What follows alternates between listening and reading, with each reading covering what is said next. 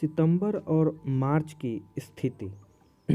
चलिए अब देखते हैं कि सितंबर और मार्च में पृथ्वी की क्या स्थिति होती है। मीरा ने पूछा, भैया फिर तो इस गति के कारण हर वक्त पृथ्वी की स्थिति बदलती होगी।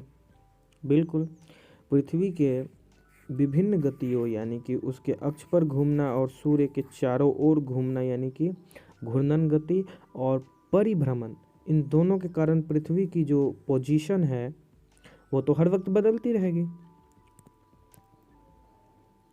राजीव ने कहा, हाँ, अब तुम प्रत्येक 3 महीने की स्थिति को समझ सकती हो।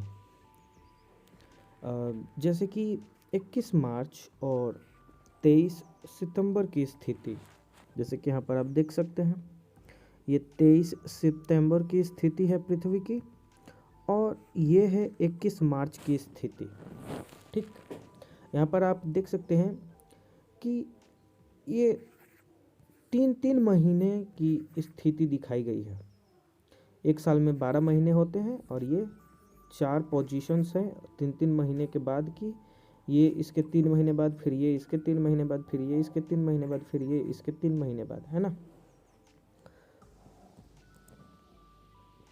समझ सकते हैं।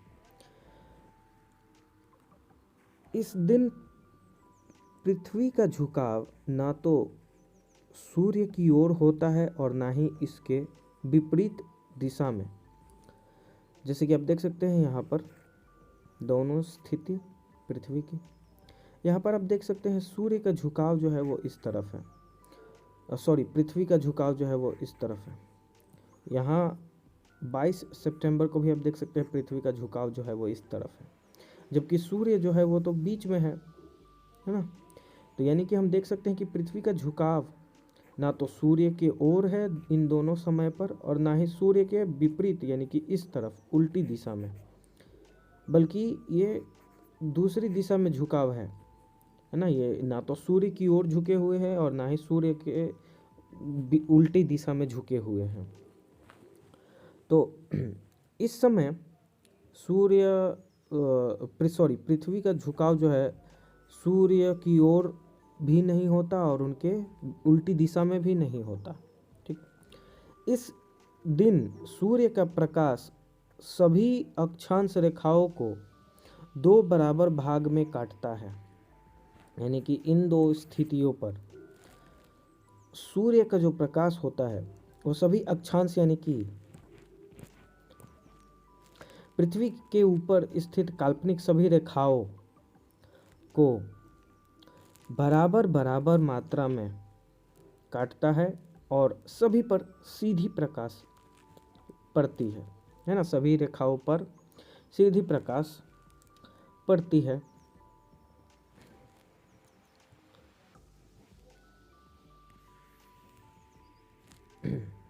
इसीलिए दिन और रात की अवधि बराबर हो जाती है।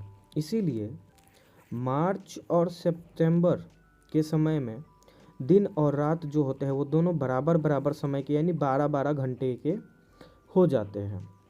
ठीक, ये तिथियाँ समदिवरात्रि कही जाती है, यानी कि ये जो समय है 22 मार्च और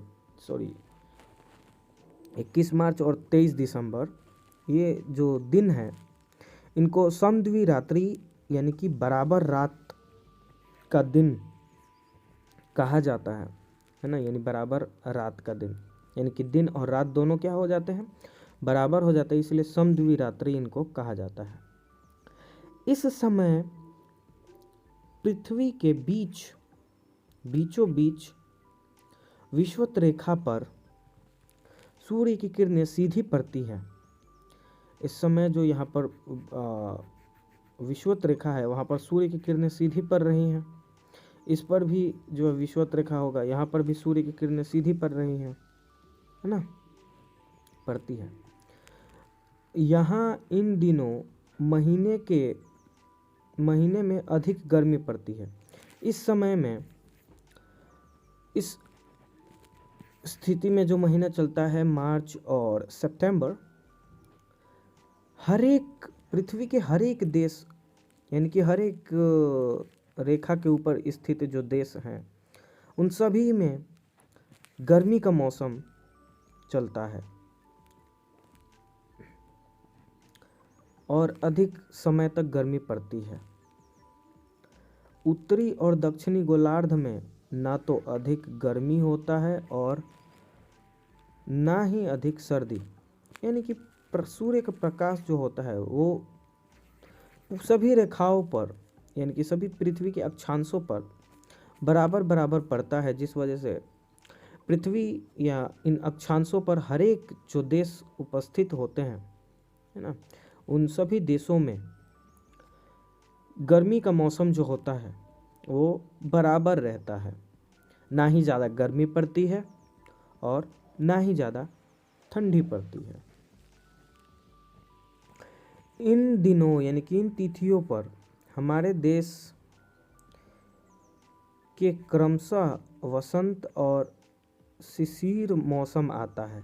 इन दिनों यानी कि मार्च और सितंबर में हमारे देश में वसंत और शिशिर का मौसम आता है ना। मार्च में वसंत का मौसम और सितंबर में शिशिर का मौसम आ जाता है।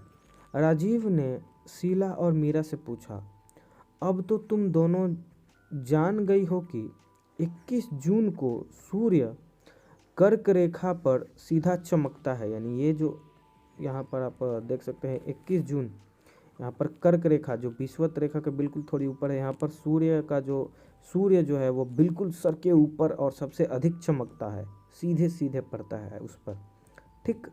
तो वहाँ पर अधिक गर्मी पड़ती है, ठीक, सीधे चमकता है। इस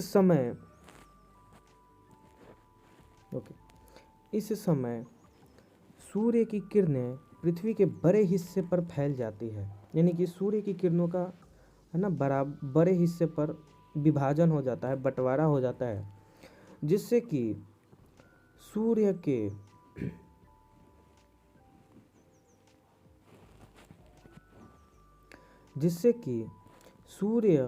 की जो धूप होती है वो पूरे विश्व में, पूरी दुनिया पर यानी कि पूरे पृथ्वी पर हर एक देश में जो है हल्की धूप मिलती है, जिससे कि ना ही ज़्यादा गर्मी होती है और ना ही ठंड लगता है, ठीक होती है। गर्मी भी नहीं होती, यानी कि नॉर्मल धूप लगता है, हल्की धूप निकलती है, ठीक। इस समय बनने वाली परछाई लंबी होती है, यानी कि इन महीनों में जो परछाई बनती है वो लंबी होती है। क्यों लंबी होती है?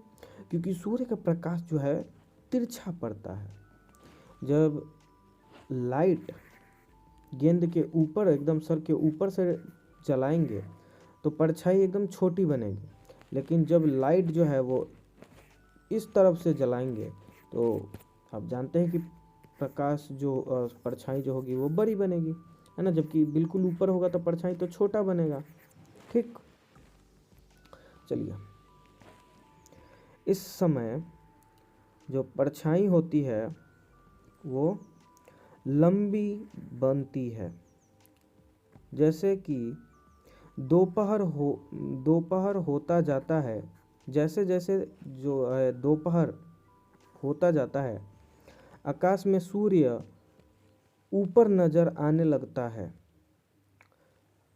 सूर्य की किरणें पृथ्वी पर सीधी होती जाती हैं। जैसे जैसे समय बीतता है सुबह का, सूर्य हमारे सर के ऊपर चढ़ने लगता है और सूर्य की किरणें पृथ्वी पर बिल्कुल सीधी सीधी पड़ने लगती हैं, ठीक। तथा परछाई बहुत छोटी हो जाती है। जब दोपहर में हम निकलते हैं तो हम जानते हैं कि उस समय जो परछाई है हमारी बहुत छोटी बनती है, क्योंकि सूर्य हमारे ठीक सर के ऊपर, दोपहर में सूर्य सर के ऊपर होता है। इस वजह से सूर्य की प्रकाश जो है वो बिल्कुल हमारे सतह पर सीधी सीधी पड़ती है, जिससे कि दोपहर में थोड़ी गर्मी ज़्यादा होती है और परछाई भी बहुत छोटा बनता है, ठीक। इस समय अधिक गर्मी और अधिक उजाला होता है, अधिक प्रकाश मिलता है।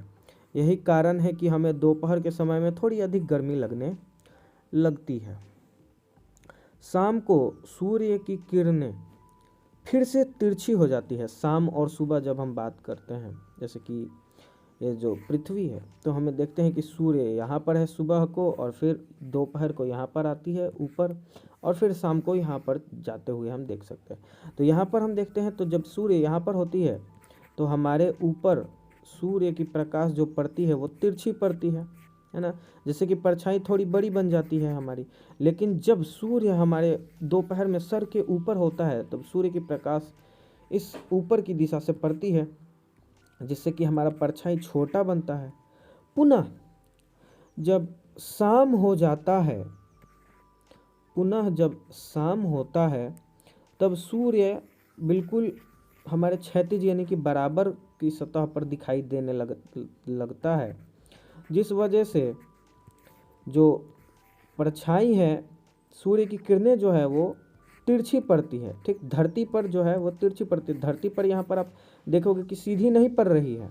ठीक, जबकि दोपहर में धरती पर एकदम सीधी पड़ रही थी, पृथ्वी की सतह पर, यानी कि धरती पर सीधी पड़ रही थी। लेकिन शाम के समय में पृथ्वी की सतह पर प्रकाश की सूर्य की किरणें सीधी नहीं पड़ती बल्कि तिरछी पड़ती हैं, जिस वजह से परछाई लंबा बनता है और गर्मी कम होती है।